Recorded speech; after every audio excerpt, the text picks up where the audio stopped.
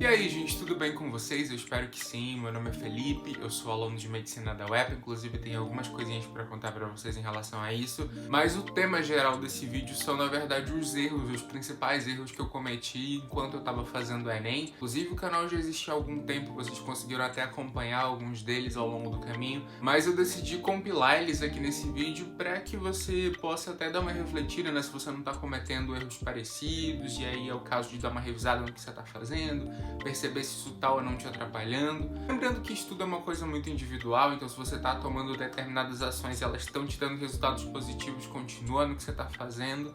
Mas enfim, eu tô gravando aqui nesse ângulo diferente, porque geralmente eu gravo aqui sentado na cadeira, vocês veem só o quadro que tá ali atrás e tudo mais, mas hoje tá uma bagunça e não deu. Acho que esse vídeo vai entrar no mesmo dia que eu tô gravando, mesmo que é hoje, dia 15 de setembro. Tô esperando ansiosamente minhas aulas começarem, elas começam no dia 3 de outubro. Então, daqui a 2 semanas, mais ou menos, vai ter cerimônia do jaleco, agora no final desse mês. Eu vou até tentar gravar um vlog pra vocês. Na verdade, eu vou fazer de tudo pra eu conseguir. Se não der certo, é porque deu uma coisa muito errada. Mas vou fazer um vlog. Aí eu comprei o meu esteto. Ele chegou faz um tempo já, eu mostrei lá no Instagram. Inclusive, se você quiser... por enquanto eu não tô postando tanta coisa, mas quando começarem as aulas, principalmente, eu vou postar bastante coisa de rotina, informações mais rápidas por lá. Então, se você tem interesse nisso, nessa parte da rotina de medicina, essas coisas, ou se você quiser falar comigo e tudo mais, eu costumo responder as DMs por lá. Você pode me seguir no Instagram, eu vou deixar o arroba aparecendo aqui na tela. Mas é um estetoscópio da Spirit, porque eu não queria comprar um Litman. Na verdade, não é que eu não queria comprar um Litman. Se eu tivesse o dinheiro, eu compraria o modelo mais caro da Litman. O modelo mais barato que eu vi deles, que era o Classic, alguma coisa, estava 690. Eu não queria gastar isso em nada, na verdade, nesse momento. Então eu queria pegar um esteto mais barato, mas aí um veterano me falou que também não adiantava pegar um super baratinho, porque por conta da organização curricular da UEPA mesmo, isso é uma coisa que varia de faculdade para faculdade.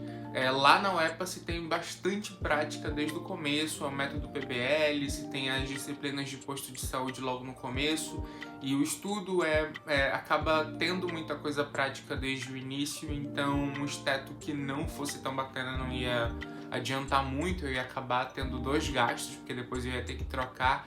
E aí me indicaram da marca Spirit. Eu ainda vou testar e tudo mais, mas todas as indicações que eu vi disseram que ele é muito bom. Ele é todo preto, aí ele não é aquele esteto duplo, ele só tem esse lado normal, que é tipo um lado adulto, e tem esse outro lado aqui que dá pra fazer alguma coisa com isso que eu ainda não sei usar, mas ele não é duplo. E é todo preto mesmo. E é muito mais leve do que eu achei que um esteto seria. Eu achava que era mais pesado, ele é super leve. E é isso.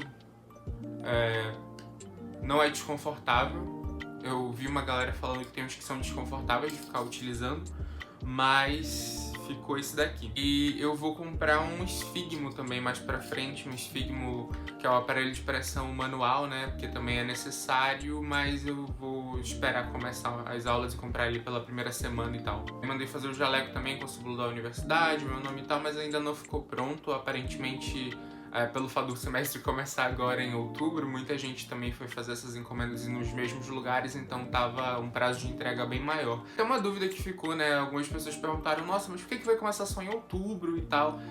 E perguntando se eu escolhi começar em outubro, e na verdade não. Lá na UEPA especificamente, a medicina tem 2 entradas, então a entrada no primeiro semestre e a entrada no segundo semestre, e vai pela classificação que você entra, né, no processo seletivo. Eu passei em 49 de 50 lá da ampla concorrência, então por isso eu entrei no segundo. Mas no final das contas acabou sendo muito bom pra mim, porque além de pegar férias, né, eu também consegui fazer minha cirurgia, resolver alguns outros problemas, e dá pra começar agora bem mais tranquilo. Eu quero muito fazer os famosos Med Vlogs aqui pro canal, quero ver se eu trago um conteúdo de uma maneira que eu tô pensando aqui. Eu espero muito que vocês gostem, mas porque é um conteúdo que eu mesmo gosto bastante de assistir, eu espero que vocês achem legal também. E vamos falar agora, né, da prova do Enem que tá se aproximando, e vai ser agora na metade de novembro, metade final de novembro, tá bem perto já.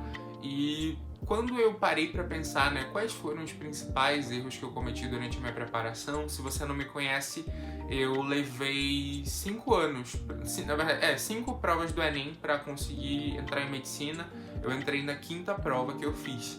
Eu saí do ensino médio e fui fazer engenharia, fiquei um ano e pouquinho lá, depois saí e fiz 5 provas. Quando eu passei agora no vestibular tinha 22 anos, mas já fiz 23, então tô entrando na faculdade com 23 anos. Então antes de acumular acertos que me permitiram tirar a nota que eu precisava para conseguir entrar nas universidades, eu passei tanto na UEPA, que era as duas principais que eu tinha, né? A UEPA ou a UFPA, porque são as universidades do estado onde eu moro, mas também passei na UFSC, passei na UERN pelo SISU.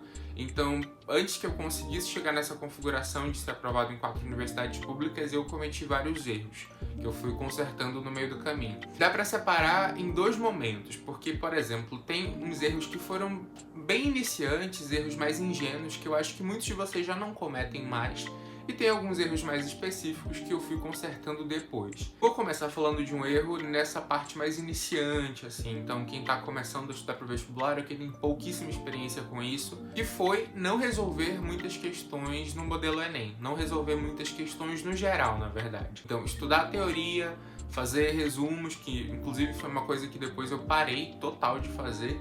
Não sou contra resumos, mas pra mim não tava dando certo. Ou então ficar criando materiais e escrevendo em post-its e fazendo todo um trabalho enorme na parte de tentar aprender a teoria dos assuntos e não praticar, não fazer exercícios. Isso foi uma coisa que eu trouxe do meu ensino médio. Lá no ensino médio não chegou a me atrapalhar tanto, porque o primeiro Enem que eu fiz depois do 3º ano, eu tirei 733 de média, ainda consegui entrar em engenharia e tudo mais, mesmo não fazendo tantos exercícios. Mas era diferente, porque na escola mesmo a gente tinha o hábito de ficar resolvendo questões, então eu não estar fazendo isso em casa, naquele momento não me atrapalhou tanto. Mas, por exemplo, no primeiro ano em que eu fui fazer vestibular, estudando sozinho e tudo mais, por não resolver muitas questões, eu acabei não melhorando o meu desempenho. Eu tive uma nota muito parecida com a nota que eu tinha tido no último Enem, no primeiro Enem que eu fiz quando eu voltei a tentar vestibular para medicina. Isso é uma coisa muito lógica, né, gente? Porque, por exemplo, você pode pesquisar no YouTube como dirigir, né? Então você vai ver ali toda a parte teórica, entender as placas, a pessoa pode até te ensinar, esse daqui é o volante, esse daqui você pisa que é o pedal do freio, aqui é a embreagem, o câmbio, você faz isso, aquilo, mas você não consegue dizer que você sabe dirigir, que você aprendeu a dirigir só porque você viu alguns vídeos sobre isso e fez algumas anotações. O que te mostra que você aprendeu de fato é a prática. Se você consegue pegar um carro e sair dirigindo. A mesma coisa acontece com as provas de vestibulares. Não dá pra você achar, só porque eu assisti às aulas e fiz as anotações, isso não significa que você sabe resolver as questões, porque as questões são aplicações dessas teorias. Se você não treina questões antes da prova, você fica sem esse parâmetro se você está sabendo aplicar o que você aprendeu. E muitas vezes, por mais que você ache que você está com um bom entendimento teórico, você tem dificuldade em fazer a aplicação, porque você não consegue ter um raciocínio dentro da lógica que aquele modelo de questões te pede, você não consegue ter esse raciocínio no tempo hábil necessário para você resolver a questão, você pode até conseguir demorando muito e aí não vale a pena. Então o treino de questões é muito importante. Um desses erros que eu cometi bastante em determinados momentos foi me apegar mais ao cronograma do que aos resultados. Então o que eu quero dizer com isso? Eu tinha muito essa ideia de, se eu conseguir chegar nesse grau de organização que eu considero ideal, então se eu conseguir cumprir um cronograma de estudos nas datas corretas, com o tempo correto de estudo, eu vou conseguir ter o melhor desempenho que eu posso. Que é um pensamento que por si só pode até não estar errado, mas no meu caso, eu acabava colocando isso acima dos meus resultados. Então, por exemplo, se eu colocava que eu ia estudar eletrodinâmica em uma semana, e passou aquela semana e eu estudei eletrodinâmica, eu não tinha o cuidado de entender primeiro se eu estava tendo resultados naquele assunto, se eu estava conseguindo de fato resolver as questões com habilidade e com agilidade antes de pular de conteúdo. Então eu simplesmente, por conta do tempo, eu pulava de conteúdo e acabava ficando com vários conteúdos que eu simplesmente passei por eles e não aprendi a resolver as questões direito, né, pelo menos. Lógico, eu resolvia as mais fáceis e tudo mais, mas questões importantes que caem bastante nas provas eu acabava passando sem ter aprendido de fato a resolver. Isso foi uma coisa que eu corrigi muito nos 2 últimos anos de preparação, principalmente no último, que foi no que eu passei. Eu prestava muito mais atenção em resultado. Então não importa se eu estudei hoje de madrugada, não importa se eu estudei de manhã e de tarde, não importa se eu levei esse tempo ou esse outro tempo para conseguir estudar o que eu precisava, o que importava para mim era: eu tô conseguindo resolver as questões desse assunto com habilidade, sabendo, entendendo os raciocínios necessários? Tô? Então beleza, tô pronto pro próximo. Se não, ainda não acabou. E o último erro, eu não sei nem como é que eu vou dar um título para ele, mas vou tentar aqui. Que era basicamente assim: eu subestimei o lado mecânico da preparação para o Enem. Então, olha só o que eu quero dizer com isso. Às vezes, e eu vejo muitos comentários de vocês relacionados a isso: ah, Felipe, eu já resolvi todas as provas do Enem, aplicação regular, PPL, então me indica aí um simulado para eu fazer, porque não adianta mais eu resolver essas provas que eu já vi todas. E muitas vezes você até já resolveu todas as provas, mas você fez um trabalho tão ruim de correção dos teus erros, você fez um trabalho tão ruim de fazer mesmo esses simulados, que todo esse esforço acabou que não valeu quase de nada. Eu lembro até que quando eu mostrava em vídeo: ah, eu tô resolvendo aqui a prova do Enem 2017, às vezes tinha uns comentários tipo: ah, você não já fez essa prova lá atrás? Não tem problema você lembrar das resoluções, alguma coisa assim? E aí eu ficava até um pouco sem saber como responder, mas hoje em dia eu percebo que, na verdade, tudo isso é por conta do fato da preparação para o vestibular ter um lado que é bastante mecânico. Você precisa criar essa habilidade para resolver aquela prova específica. Então, no caso do Enem, são 90 questões em 5 horas e meia para você resolver mais uma redação, ou são 90 questões em 5 horas, e as questões são desse jeito aqui. Como é que eu vou conseguir organizar tudo isso? Eu sou acostumado a fazer esse tipo de prova. Essa configuração de questões e tempo já não me assusta mais. E tudo isso é conquistado com esse trabalho um pouco mais mecânico.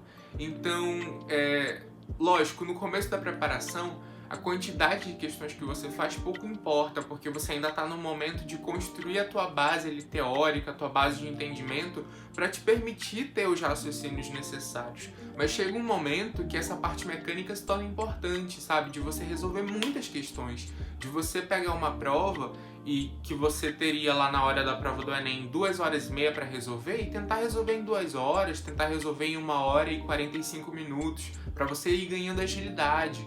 Poxa, eu já vi tantas vezes esse mesmo modelo de questão que, se aparecer de novo, e vai aparecer porque a prova segue uma matriz de conteúdos, eu vou ter facilidade em resolver, porque eu já vi muitas vezes, eu já resolvi muitas vezes. Isso aconteceu muito comigo em matemática. Eu não era um aluno bom em matemática, eu era um aluno ruim em matemática.